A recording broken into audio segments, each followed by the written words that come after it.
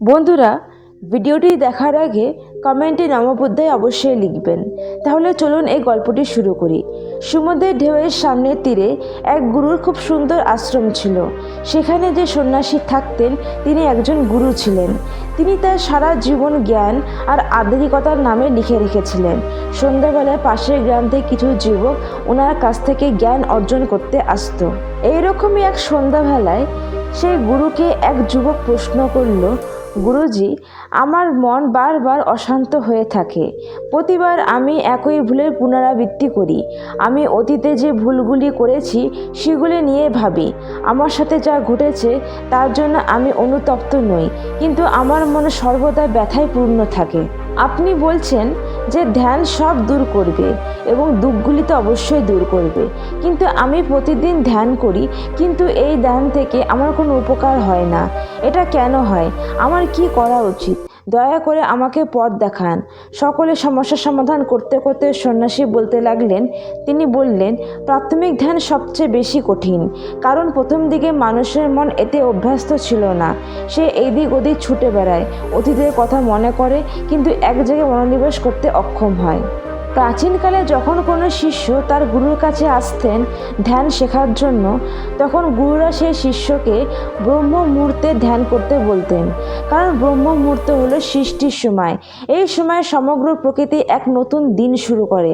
পাখিরা গাছে কিচিরমিচির করে, মোরগ ডাকতে শুরু করে, পদ্ম ফোটে, আর পুরো প্রকৃতি এক সৌন্দর্যে ভরপুর হয়। প্রাচীন শাস্ত্র অনুযায়ী 24 ঘন্টাকে 30টি মুহূর্তে ভাগ করা হয়েছে, যার প্রতিটি মুহূর্তে 48 মিনিটের সময়কালের। ব্রহ্ম মুহূর্ত শুরু হয় সূর্য উদয়ের 1 ঘন্টা 36 মিনিট আগে। সূর্য উদয়ের সময় প্রত্যেক ঋতুতে ভিন্ন ভিন্ন হয়। গ্রীষ্মকালে যদি সূর্য 6টায় উদিত হয়, তবে ব্রহ্ম মুহূর্ত শুরু হবে 1 ঘন্টা 36 মিনিট আগে, অর্থাৎ ভোর 4টে 24 মিনিটে। এবং শীতকালে যদি সূর্য 7টায় উঠে, তাহলে ব্রহ্ম মুহূর্ত শুরু হবে 5টা 24 মিনিটে। যদি সহজ ভাষায় বলি, ভোর 4টে থেকে 6টা পর্যন্ত সময়কে ব্রহ্ম মুহূর্তের সময় বলা হয়। এই সময় মন্দিরের দরজা খুলে যায়, ঋষি সাধুরা নদীতে স্নান করে এবং অনেকে ধ্যানে মগ্ন হয়ে যায়। আসুন বিস্তারিত জেনে নেওয়া যাক কী পরিবর্তন হয়। আয়ুর্বেদে বলা হয়েছে যে মানবদেহে 3টি শক্তি, অর্থাৎ 3টি দোষ, বাত, পিত্ত এবং কফ দ্বারা গঠিত। এই 3টি দোষের মধ্যে ভারসাম্যহীনতার সৃষ্টি হলে বিভিন্ন ধরনের রোগের সৃষ্টি হয়। যেমন বাতের ভারসাম্যহীনতার কারণে মানুষের শরীরে 80 ধরনের রোগের সৃষ্টি হয়। পিত্তের ভারসাম্যহীনতার কারণে মানুষের শরীরে 40 ধরনের রোগের সৃষ্টি হয়। আর কফের ভারসাম্যহীনতার কারণে মানুষের শরীরে 20 ধরনের রোগের সৃষ্টি হয়। এর মধ্যে বাত সবচেয়ে গুরুত্বপূর্ণ। এই বাত সকাল 6টার মধ্যে সবচেয়ে বেশি সক্রিয় থাকে, অর্থাৎ যারা ব্রহ্ম মুহূর্তের আগে ঘুম থেকে উঠেন তাদের বাত সর্বদা ভারসাম্য বজায় থাকে, সেই কারণে তাদের পেট ভালো থাকে। এ থেকে বোঝা যায় তাদের কোনো রোগ হয় না এবং তারা সর্বদা শক্তিতে পরিপূর্ণ হয়। তাদের মুখমণ্ডল উজ্জ্বল থাকে, যে কোনো কাজে তারা মনোযোগ দিতে পারে। আয়ুর্বেদের একটি সিরিজে এতে লেখা আছে যে নিজেকে জানার সবথেকে উপযুক্ত সময় হলো ব্রহ্ম মুহূর্ত। যারা ধ্যানের গভীরে যেতে চান তাদের জন্য এই সময়টা খুব উপযোগী।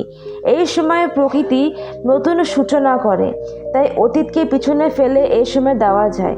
ধ্যান করার সময় আপনার চিন্তাগুলি আপনাকে বিরক্ত করতে পারে এবং আপনি মনোনিবেশ করতে পারেন না, কিন্তু যখন দিনটি ব্রহ্ম মুহূর্তে শুরু হয়, আপনার মন ও মস্তিষ্ক সম্পূর্ণ শূন্য হয়ে যায় এবং ধ্যানে আসা সহজ হয়ে যায়। একবার গৌতম বুদ্ধকে তার এক শিষ্য প্রশ্ন করেছিলেন যে, গুরুজি, আপনার জন্য ব্রহ্ম মুহূর্ত কতটা গুরুত্বপূর্ণ? গৌতম বুদ্ধ সে সময় উত্তর দিয়েছিলেন যে, ঠিক যেমন মাছের জন্য জল গুরুত্বপূর্ণ, আমার কাছে ব্রহ্ম মুহূর্ত ধ্যানের জন্য অনেক বেশি পরিমাণে গুরুত্বপূর্ণ। সুখের দিকে নয়, আপনি দুঃখে কষ্টের মধ্যে আপনার জীবনযাপন করতে চান, তাহলে আপনার কাছে ব্রহ্ম মুহূর্তে কোনো গুরুত্ব নেই। তবে আপনি যদি আপনার জীবনকে সুখে অতিবাহিত করতে চান, তাহলে ব্রহ্ম মুহূর্তের অনেক বেশি গুরুত্ব আপনার জীবনে রয়েছে। সমস্ত যুবক সন্ন্যাসীর কথা মনোযোগ সহকারে শুনছিল।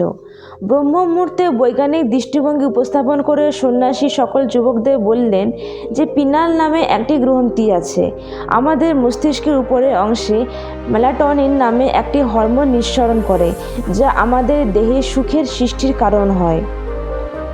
এটি একই হরমোন এবং পাইনাল গ্রন্থি যত বেশি মেলাটোনিন নামক এই হরমোনটি নিঃসরণ করে আমরা তত বেশি সুখী অনুভব করি। কিন্তু সূর্যের সংস্পর্শ আসার সাথে সাথে এই হরমোনটি আপনা আপনি কমতে শুরু করে। আর এই কারণে যারা দেরি করে ঘুম থেকে ওঠেন তারা প্রায়ই কোনো কারণ ছাড়াই মানসিক চাপে থাকেন। তারা নিজেরাই বুঝতে পারেন না যে কী কারণে তাদের টেনশন হচ্ছে। ছোটোখাটো বিষয়ে রাগ করা, খিটখিটে হওয়া এসব স্বভাব তাদের মধ্যে থাকে। এসব প্রক্রিয়া শরীর ও মনের মধ্যে পাওয়া যায়। মেলাটোনিন নামক এই হরমোন পিনিয়াল গ্রন্থি থেকে ঠিকমতো নিঃসৃত হয় না। এই কারণে কিছু মানুষের মেজাজ খারাপ হয়ে যায়। ব্রহ্ম মুহূর্তের পরের মুহূর্ত সমুদ্রম নামে পরিচিত, যেখানে শরীর এবং মনের গতিবিধি থাকে। এই সময় সূর্যের রশ্মি সরাসরি পিঠে পড়ে, যার ফলে আমাদের মন ও মস্তিষ্ক শক্তিতে উৎপন্ন করে এবং মন সতেজ থাকে। যে সমস্ত মানুষেরা অল্প বয়সে চুল পড়ছে, মুখে ভাঁজ পড়ে যাচ্ছে, তারা ব্রহ্ম মুহূর্তে যদি জেগে ওঠেন তাহলে তাদের এই সমস্যাগুলি দূর হয়ে যাবে। এক যুবক গুরুজিকে প্রশ্ন করলেন, কিছু লোক ব্রহ্ম মুহূর্তে ঘুম থেকে উঠতে পারে না, তাদের জন্য কি বিকল্প রাস্তা থাকতে পারে? সন্ন্যাসী বললেন, ব্রহ্ম মুহূর্তে ঘুম থেকে উঠতে হলে রাত্রিবেলায় সঠিক টাইমে ঘুমাতে হবে। সঠিক সময় না ঘুমালে ব্রহ্ম মুহূর্তে জেগে উঠলেও তোমার ঘুম পাবে এবং যার ফলে তোমার শরীরে ক্লান্ত বোধ করবে। এই জন্য আগের রাতে ঠিক সময় ঘুমাতে হবে, যার ফলে ব্রহ্ম মুহূর্তে উঠলে তোমার শরীর সতেজ থাকবে। এক যুবক প্রশ্ন করলেন, গুরুজি, ব্রহ্ম মুহূর্তে কী ধরনের রুটিন ফলো করা উচিত? গুরু বললেন, ব্রহ্ম মুহূর্তে সরাসরি ধ্যানে বসুন, কারণ এই সময় ধ্যান করা সবচেয়ে সহজ। চিন্তা বিভ্রান্তি কম হয়, কারণ এই সময় দিন শুরু হয় এবং নতুন সৃষ্টি হয়। শূন্যতা, তাই এই সময় 15 মিনিটের জন্য ধ্যান পুরো দিনের 2 ঘন্টা ধ্যানের সমতুল্য হয়ে যায়। মাত্র 15 মিনিট ধ্যান করার পরে আপনি একই অভিজ্ঞতা অর্জন করতে সক্ষম হবেন যে একজন যোগী বা একজন সন্ন্যাসী, একজন মহাত্মা বা একজন গুরু গভীর ধ্যানে যাওয়ার পরে এটি অনুভব করেন। যারা গভীরভাবে ধ্যান করতে চান তাদের জন্য ব্রহ্ম মুহূর্ত একটি বর। সে কারণে ব্রহ্ম মুহূর্তে ঘুম থেকে উঠে ধ্যান করা খুবই উপযোগী। এর ফলে অনেক ধরনের উপকার আমরা পেয়ে থাকি। কিছু মানুষ ব্রহ্ম মুহূর্তে ঘুম থেকে ওঠার সত্ত্বেও এই সময়ে সঠিক ব্যবহার করে না। কিছু মানুষ মোবাইল ফোন ব্যবহার করে, আবার কেউ অন্যের সাথে গল্প করে। তবে এই সময় আপনার যদি হাঁটাহাঁটি করার মতো মনে হয় তাহলে ধ্যান করার পর আপনি করতে পারেন। ধ্যান করার পর আপনি জুতো খুলে সবুজ ঘাসের উপরে হাঁটুন। এটি আপনার ত্বক এবং আপনার চোখের জন্য খুব উপকারী। ধ্যান করার পর অবশ্যই একজন মানুষকে ব্রহ্ম মুহূর্তে শারীরিক ব্যায়াম করা উচিত, কারণ ব্রহ্ম মুহূর্তে যখন আমাদের শরীর ঘামে, বিশুদ্ধ বায়ু অর্থাৎ অক্সিজেন আমাদের রক্তে পৌঁছায়, যা আমাদের রক্ত সঞ্চালনকে উন্নত করে এবং আমাদের শরীর থেকে সমস্ত ময়লা বেরিয়ে আসে। শারীরিক ব্যায়াম করার পর আপনি সারাদিন সক্রিয় থাকবেন, আপনি মোটেও অলস হবেন না, আপনি ক্লান্ত বোধ করবেন না। আপনি যার সাথে মিলিত হবেন, আপনি একটি প্রাণবন্ত হৃদয়ের সাথে দেখা করুন। লোকেরা খুশি হবে, আপনার কাছে বসে আপনার সাথে কথা বলবে, লোকেরা মন্ত্রমুগ্ধ হবে। এটি সাফল্যের সবচেয়ে বড় মন্ত্র। লোকেরা সকালে ঘুম থেকে উঠে কেবল ধ্যান বা শারীরিক ব্যায়াম করে তা অর্জন করতে পারে। জীবনের অনেক বড় অর্জন এই ব্রহ্ম মুহূর্ত। শেষ পর্যন্ত সন্ন্যাসী সকল যুবকদের বুঝিয়ে দিলেন যে ব্রহ্ম মুহূর্তের সময় আমাদের জীবনের সবচেয়ে মূল্যবান সময়। তাই এই সময়টা অন্য কাজে নষ্ট করবেন না।